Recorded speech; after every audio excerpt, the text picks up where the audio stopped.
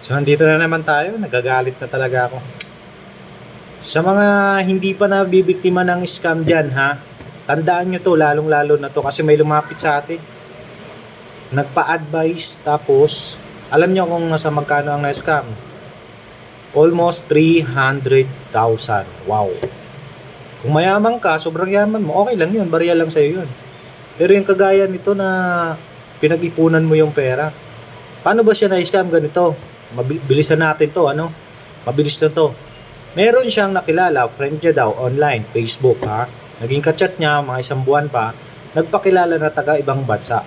Puro lang picture yung nandun. Ngayon, naging kaibigan niya, kinuha ang kanyang loob, at nagsalita ito magpapadala ng pera. Wow! Isang bag na pera ang ipapadala sa kanya. Napakalaki. Dahil gusto mag-invest dito sa atin, sa bansa natin. Gusto mag-invest. Ngayon, itong victim, nagtiwala. So, pinadalan siya ng pera daw. May pinakita na sinend na yung pera. Pinadala na via aeroplano. Dumating sa custom. Ngayon, nung nasa custom na, ang pera naharang. Nung naharang, kailangan niya mag-cash out ng pera para makuha yung pinadala na yun. So, doon pa lang maghinala na kayo. Pag may cash out na pera, wag na wag ninyong ibibigay. Magtanong kayo sa authority, sa police o kanino man. Ayun, 15,000 daw ang kailangan niyang bayaran bago may release yung pera. So, nagbigay siya ng 15,000 at pakabigay niya ng 15,000, maya-maya meron na namang violation ang bag na yon. Hindi mailalabas ang sandamakmak na pera pinadala ng suspect. So, kailangan niya ulit mag-send ng 50,000 para doon sa violation daw na nagawa ng tao. Kasi hindi daw dumaan sa tamang proseso.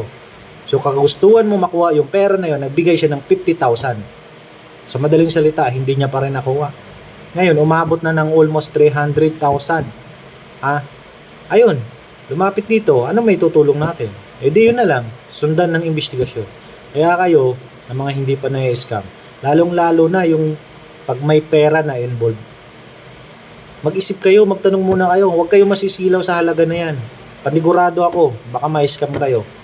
Ewan ko lang. Magtanong muna kayo. Marami na kaming natulungan na nagtanong muna rito at hindi natuloy ang pang-i-scam sa kanila. Okay? Sana maunawaan nyo.